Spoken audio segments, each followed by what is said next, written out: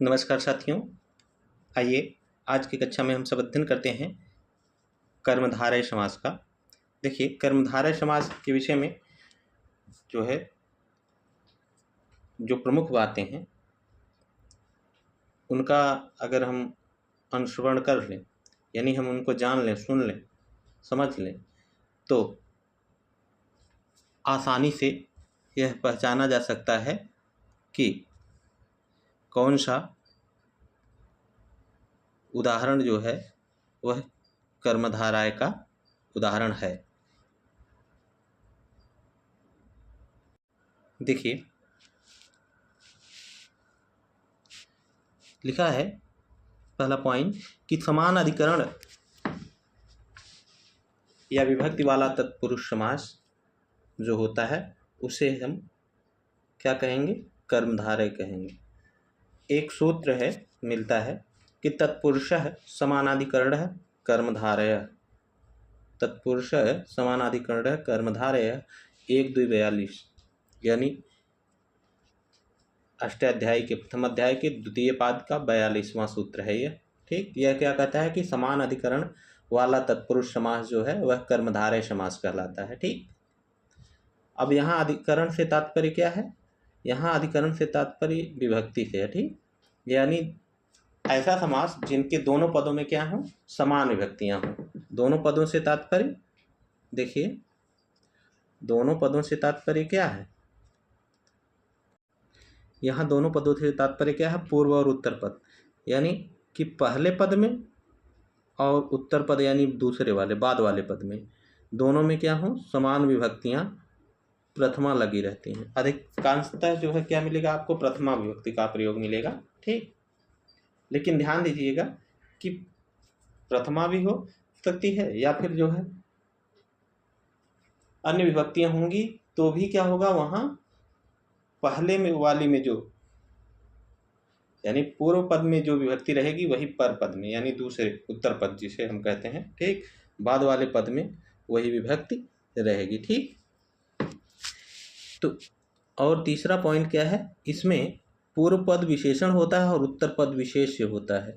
कहीं कहीं पर दोनों पद विशेष में होते हैं। देखिए, इसकी एक विशेषता और है, पहचान, विशेषता कहिए या पहचान कहिए कर्मधारय समास की, कि इसके में जो पूर्व पद है, पहले वाला पद है, वह विशेषण होगा और दूसरा पद जो होता है वह विशेष्य होता है। तो कहीं कहीं दोनों पद विशेष्य होते हैं, यानी विशेषण विशेष्य ना होकर दोनों विशेष्य ही होते हैं। ठीक, आगे जब हम सब उदाहरण पढ़ेंगे इसके तो उसमें चर्चा की जाएगी। ठीक, देखिए, सूत्र दिया है एक और कि विशेषणम विशेष्य बहुलम, वही बताया है कि समान विभक्ति और वाले या का विशेषण के साथ बहुलता से समास होता है। क्या होता है? बहुलता के साथ समास होता है। ठीक, बहुलता के साथ समास होता है। ध्यान दीजिएगा, कर्मधारय के अगर भेदों की बात की जाए तो कुल 4 प्रमुख भेद हैं। विशेषण पूर्व पद कर्मधारय, उपमान पूर्व पद कर्मधारय, रूपक कर्मधारय और उभय पद विशेषण कर्मधारय आदि। ठीक, तो आइए इस कर्मधारय के भेद पर चर्चा हम सब करते हैं। ठीक, तो कर्मधारय समास के जो भेद हैं वे कुछ प्रमुख हैं, उनकी चर्चा जहाँ से प्रश्न पूछे जाते हैं हम कर रहे हैं, और कुछ विशेष उदाहरणों की भी चर्चा करेंगे। तो देखिए, पहला है विशेषण पूर्व पद कर्मधारय। क्या है? विशेषण पूर्व पद कर्मधारय समास। ठीक, ये पहला जो है वह क्या है? विशेषण पूर्व पद कर्मधारय समास। कर्मधारय समास में नीचे लिखा है कि कर्मधारय समास में यदि पद, प्रथम पद क्या हो? विशेषण, तथा द्वितीय पद विशेष होता है तो उसे विशेषण पूर्व पद कर्मधारय कहते हैं। क्या होगा? ध्यान दीजिएगा, विशेषण पूर्व पद कर्मधारय में पहला पद विशेषण होगा और पूर्व यानी पहले, विशेषण पूर्व यानी विशेषण हो, पूर्व यानी पहले, पद यानी पद के, तो पद के पहले जो है क्या हो? वो विशेषण हो। जो पूर्व पद हो पद के पहले होने का मतलब क्या है? पहले वाले पद में जो है वह विशेषण हो और दूसरा जो पद हो उसे जो है उसमें विशेष्य हो। तो इस प्रकार का यदि उदाहरण आपको कहीं मिले तो उसमें क्या होगा? विशेषण पूर्व पद कर्मधारय समास। जैसे देखिए यहाँ कुछ प्रमुख उदाहरण दिए गए हैं। कृष्णः सर्पः, क्या है? कृष्णः सर्पः, कृष्ण सर्पः काला सांप, ठीक? महान च असौ देवः महादेवः, ठीक? महान च असौ राजा महाराजः। देखिए ये जो उदाहरण है, चाहे कृष्ण सर्पः, महादेव, महाराजः, महात्मा, महान च असौ आत्मा महात्मा हो जाएगा, श्रेष्ठ पुरुष श्रेष्ठः पुरुषः श्रेष्ठ पुरुषः हो जाएगा, महान च असौ पुरुषः महापुरुषः हो जाएगा, महान च असौ ऋषि महर्षि हो जाएगा, ठीक? इस प्रकार जो है हम लोग कुछ महत्वपूर्ण जो है उदाहरण हैं उनकी चर्चा करेंगे। देखिए ये कृष्ण सर्पः हुआ, कृष्ण सर्पः, ठीक? क्या हुआ? कृष्णः सर्पः, ये तो आपको बताया ही।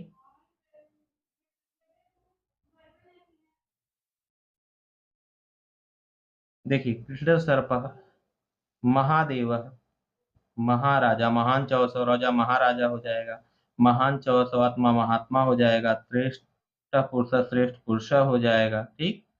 महान च असौ पुरुष महान पुरुष हो जाएगा, महान च असौ ऋषि महर्षि हो जाएगा, ठीक? और महान कवि क्या हो जाएगा? महाकवि, ठीक? इसी प्रकार जो है और अन्य उदाहरण हैं।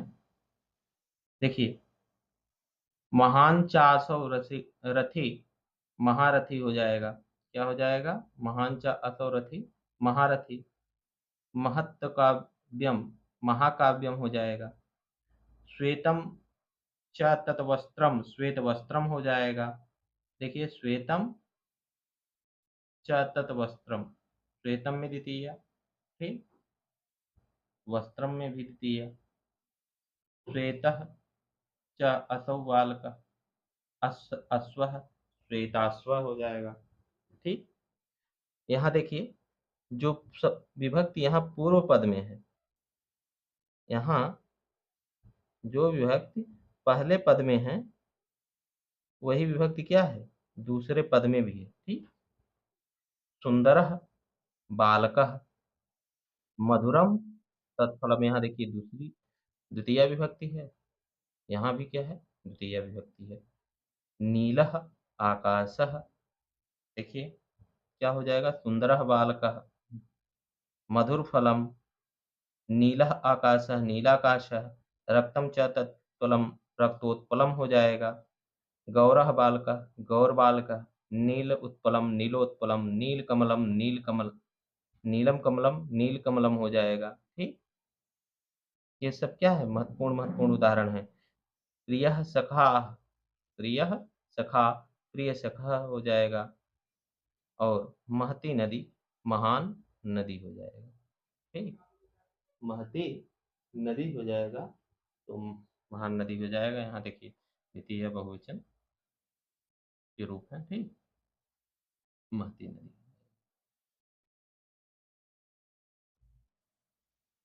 फिर दूसरा क्या है? उपमान पूर्व पद कर्मधारय समास। दूसरा, अब तक हमने एक पढ़ा कि विशेषण पूरे पूर्व पद कर्मधारय, और दूसरा क्या है? उपमान पूर्व पद कर्मधारय। इसमें जो है वह देखिए सूत्र दिया है उपमानानि, क्या है? उपमानानि सामान्य वचनैः 2:1-55, यानी ये अष्टाध्यायी के द्वितीय अध्याय का प्रथम पाद के 55वां सूत्र है, 55 नंबर का सूत्र है।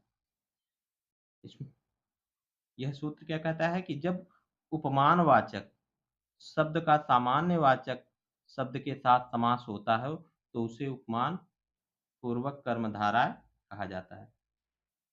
उपमानवाचक शब्द का सामान्यवाचक शब्द, जैसे देखिए, घन इव श्यामः, घन इव श्यामः, घनश्यामः, क्या हो जाएगा? घन इव श्यामः, घनश्यामः। घनश्यामः में उपमान पूर्व पद कर्मधारय है। अगर पूछे कि इसमें कौन सा समास है, तो अगर उपमान पूर्व पद कर्मधारय दिया हो तो उपमान पूर्व पद कर्मधारय, और अगर इसके भेद ना लिख कर केवल इतना ही विकल्प में दिया हो कर्मधारय, तो आप स्वतः ही कर्मधारय लगाएंगे। ठीक। विद्युत इव चंचला, विद्युत चंचला। नवनीतम इव कोमलम, नवनीत कोमलम हो गया। ठीक।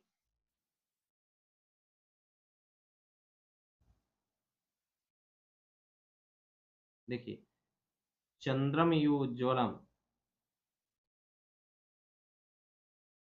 चंद्रमेव उज्ज्वलम, चंद्रोज्ज्वलम हो जाएगा। चंद्रम इव मुख, चंद्रमुखम हो जाएगा। नरः इव शार्दूलम, नर शार्दूलः हो जाएगा। पुरुषः इव सिंहः, पुरुष सिंहः इव सिंह पुरुषः हो जाएगा। नर नरः सिंहः इव नरसिंह हो जाएगा। चंद्र इव आह्लादकः, चंद्राह्लादकः हो जाएगा। कमल इव कोमलम, कमल कोमलम हो जाएगा। ठीक।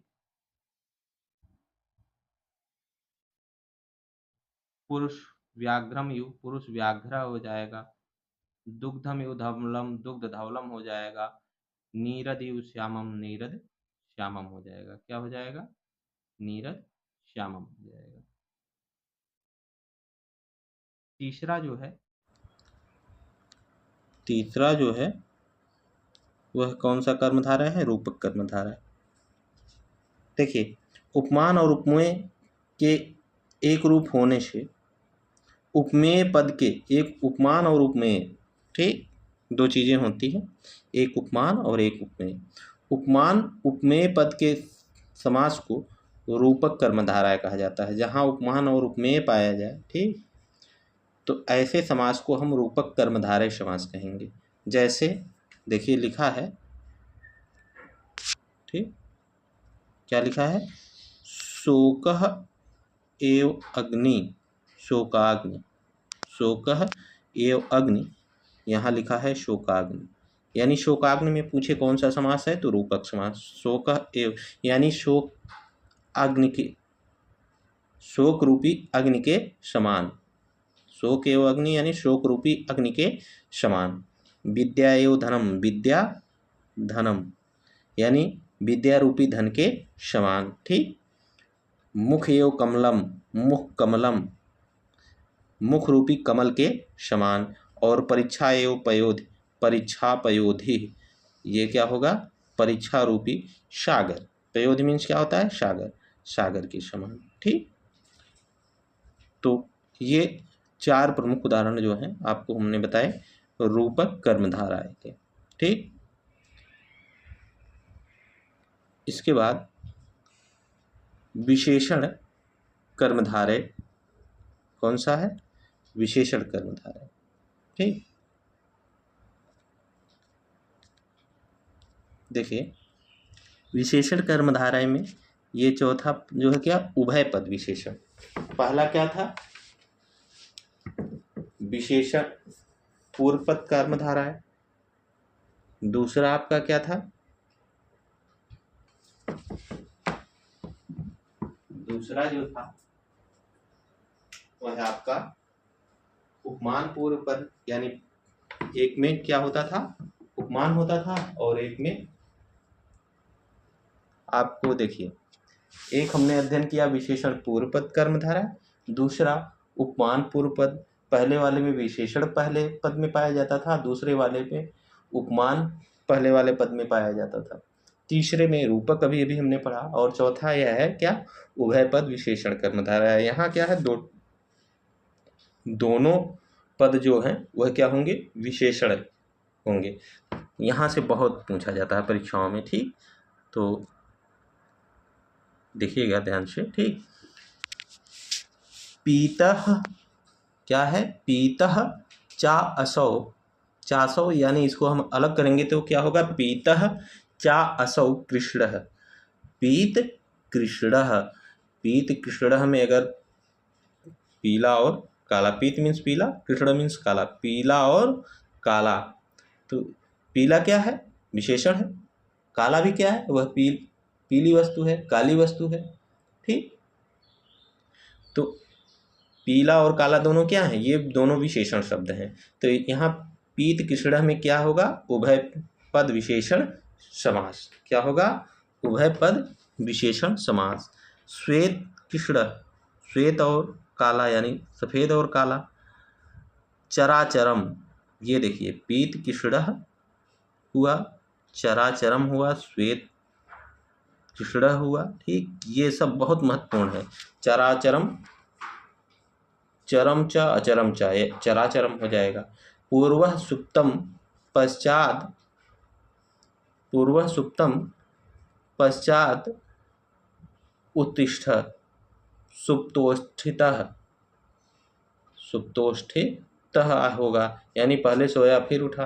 कृतम च अकृतम च, कृता कृतम हो जाएगा। ठीक, क्या हो जाएगा, किया हुआ और ना किया हुआ। कृतम यानी किया हुआ, अकृतम यानी ना किया हुआ। शीतम च उष्णम च, शीतोष्णम ठंडा और गर्म। कुछ लोग इसमें क्या लगा देंगे, शीतोष्णम अगर आ जाए तो लगाएंगे शीत है और उष्ण है, ठंडा है और गर्म है, तो इसका मतलब दोनों में क्या है, द्वंद्व। तो कुछ लोग द्वंद्व लगा देंगे। देखिए ये कैसे उदाहरण है, यहाँ बहुत चर भी है अचर भी है। तो चराचरम में उभय पद विशेषण होगा, ठीक, ना कि द्वंद्व। यहाँ द्वंद्व ना आप जो है समझिएगा। ठीक, शीतोष्णम हुआ, रक्तश्च पीतश्च, रक्त पीतम, क्या हो जाएगा, रक्त पीतम। ये सब जो उदाहरण हैं अति महत्वपूर्ण उदाहरण है। ठीक, देखिए एक नोट में लिखा है परवर लिंगम द्वंद्व तत्पुरुषयो, द्वंद्व और तत्पुरुष का लिंग उस समास के बाद वाले के समान होता है। द्वंद्व और तत्पुरुष समास का लिंग उस समास के बाद वाले पद के समान होता है। ठीक, यह एक सूत्र है, ध्यान दीजिएगा।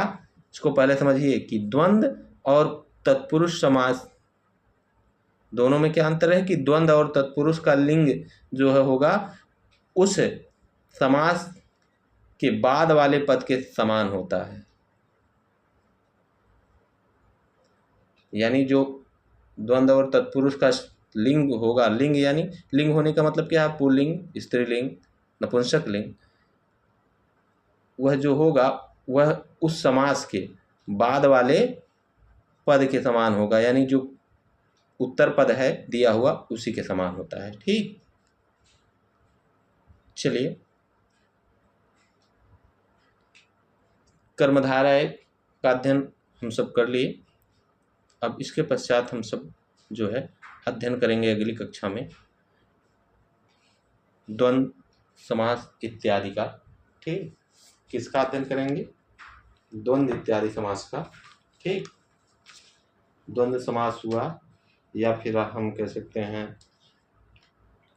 द्विगु समास हुआ, बहुव्रीहि समास हुआ इत्यादि का। ठीक, तो इसके बाद हम लोग द्विगु समास, तत्पश्चात द्वंद्व समास का अध्ययन करेंगे। ठीक है।